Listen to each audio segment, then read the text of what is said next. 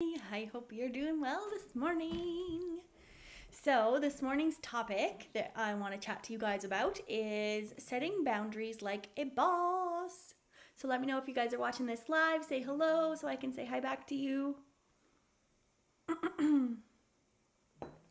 So, boundary setting is super hard. I don't know if, let me know in the comments if boundary setting is something that you need some growth in. I think we all do. I think boundary setting is something that we all need to work on, and that it kind of ebbs and flows, and that it's never just linear. And if you're recovering people pleaser or a people pleaser, then you will also probably realize that you have no boundaries either. So boundaries and people pleasing, it definitely goes hand in hand. You cannot be a people pleaser and have boundaries. So at least that was my experience in my life. So before we get started, you guys, if you guys are watching this on Facebook right now, I would encourage you to head on over to YouTube when this video is done. Hit the subscribe button and the bell to receive notifications. The link to my YouTube channel is in the description of this video.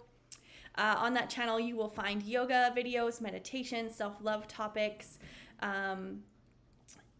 What else is on there? Interviews with other like-minded women, and just a really awesome and inspiring community. So all kind of geared towards helping you to find self-love at any size. So before we get started, I guess that's it. I'm going to bring you guys up here to see if I can see any of you popping on. There we go. Okay, so setting boundaries like a boss. So what we need to do to start to figure out if we are setting boundaries, and how some tips that you guys can do in your lives to help to set boundaries like a boss. So the first thing we're going to talk about is when we're setting boundaries, we need to be assertive. So we have to set boundaries with assertiveness. And if you don't have an assertive behavior, or you don't have an assertive bone in your body, this can be tricky. And I know I struggle with assertiveness, and it's a skill that I need to grow also. But we really need to set boundaries knowing that this is the boundary we're going to set, and we're going to do it in a way that makes you know that we mean business, right? So a way that you can do that by being kind of emotionally what's the word? Emotionally available to that person who you're setting the boundary with, is just say, there's a really good sentence that you can always use when you're trying to set a boundary with someone, and it can be that I feel blank because blank. It can be as simple as that. It can be so for example, I feel frustrated because I always have to pick up shifts for everybody else at work. So if that is something that you've struggled with in the past, that can be a boundary that you set. It's I feel frustrated because people never show up to work and I always have to cover shifts. And then you could follow that up with what I need is, maybe it's I need a break. I need a mental health day. Whatever it is that whatever you're applying to this in your life, whether it be family situations or coworkers or relationships in general, just really being honest. And that's really a really big part of setting boundaries, is being honest and saying, I feel this way because of this, and what I need right now is this. So lots of times setting boundaries can mean that I need space. Lots of times it can be I need help. It could be, and we're going to go into the next part. I won't spoil it. So that'll lead us into the next part of saying no. So sometimes you have to say no. And as a people pleaser, raise your hand. You will learn that saying no is a complete sentence as you kind of recover from people pleasing, and as you kind of learn to grow and really figure out what it is that you want out of life, what it is that is important to you, what isn't important to you, and learning how to say no to those things that do not fill your cup, do not fill your soul, or that you just don't want to do today. I really think that in my experience, I was like I said, I was a people pleaser, so I would say yes to everything. And it gave me no time to be with myself or to kind of sit in my own things. It kind of just put that mask on of like always doing stuff for other people, always saying yes, being involved in so many different things. Like I was volunteering for everything that I could at one point, and always saying yes and never saying no. And I was working like 60 hours a week, and on top of being on all these different volunteer things. And so it burnt me out is what it did. And now I really reserved myself for saying yes to only the things that I really feel good about and that I know I want to have in my life. And it's super important to kind of recognize that within yourself, that to make sure that the things you're saying yes to are what you want. And if you don't want it, that's okay to say no. So saying no as a complete sentence is really a hard skill to learn, but it is important.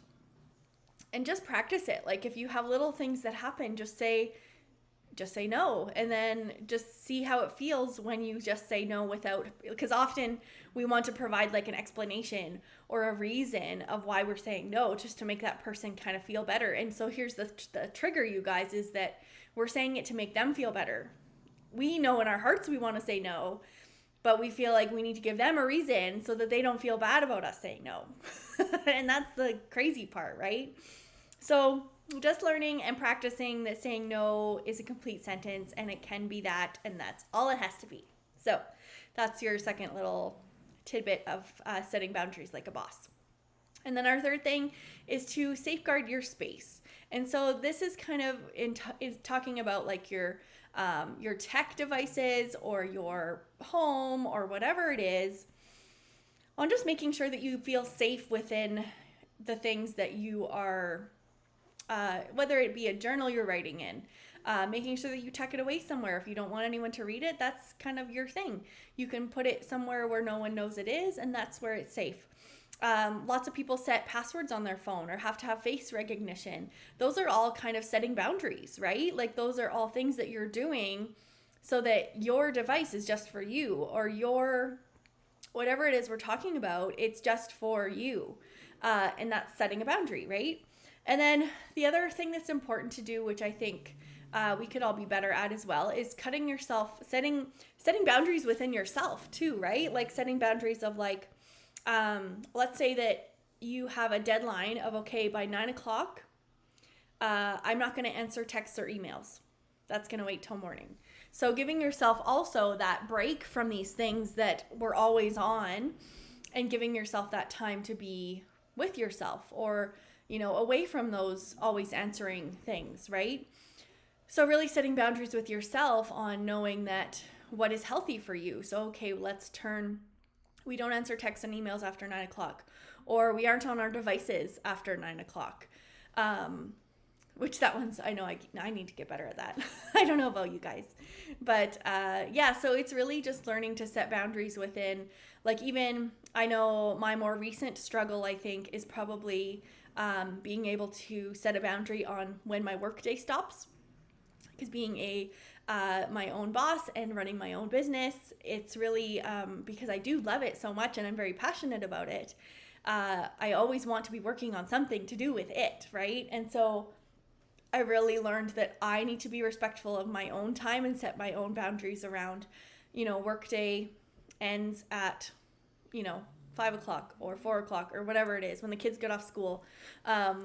Just really learning to try and set those boundaries, because it's really easy to kind of get yourself consumed with something that you're so passionate about, but then also making room for maybe burnout or like kind of feeling like overwhelmed, right? So it's really important to set those boundaries with that too. So, and then the last point I wanted to chat to you guys about is to get support. So if you are feeling like you either don't know how to set boundaries at all and you don't know where to start, or you just feel so much anxiety or overwhelm or stress when you think about setting a boundary, or if you have people in your life that maybe you have a bunch of narcissists in your life, or maybe you have people who suffer from mental health issues like depression or other range of things, that it's hard to set boundaries with those people. They don't really, sometimes it's kind of that they kind of don't respect boundaries. So then this whole big cycle happens of, you know, them crossing the boundary and then you not knowing what to do. So I do highly suggest, if you feel like those are kind of situations that you find yourself in, to really get support for that there's lots of different avenues that you can get support, whether it be through a coach or a counselor or a therapist or a friend, stuff like that, of just being able to talk about it and brainstorm and think about some healthy ways to kind of, help improve those situations. So I hope that was helpful for you guys. I do have, before I head out of here, where is it? I talked about this yesterday too. In my Find Your Magic journal, the Finding Self-Love Through Journaling journal, there is a whole section in that journal about boundary setting, and it really starts to kind of allow you to kind of like start to discover boundaries, what they are, how you can implement them, what it feels like. Just really good prompts to guide you through some boundary setting things. So if that's something that you feel like you are interested in learning more about, the link to that journal is in the description of this video as well. And then if you guys are not watching this in my community, I have a community on Facebook here called Imperfectly Perfect You, Finding Self-Love at Any Size. We are a group of women doing that exact thing. And we do this through a bunch of different holistic approaches like yoga, meditation, journaling, body positive practices, mindful eating, all these different healthy ways that we can kind of add to our tool belt of ways to find self-love at any size, embrace who we are, and truly love our imperfectly perfect selves. So if that is a community that you feel like you would benefit from, the link to that group is in the description of this video. So that's all I had for you guys this morning. I enjoyed coming on here and chatting with you guys. And please leave me a comment if you have stopped in and said hello, or stopped in and watched. And if not, we will see you guys tomorrow. Take care. Have the best day. Bye.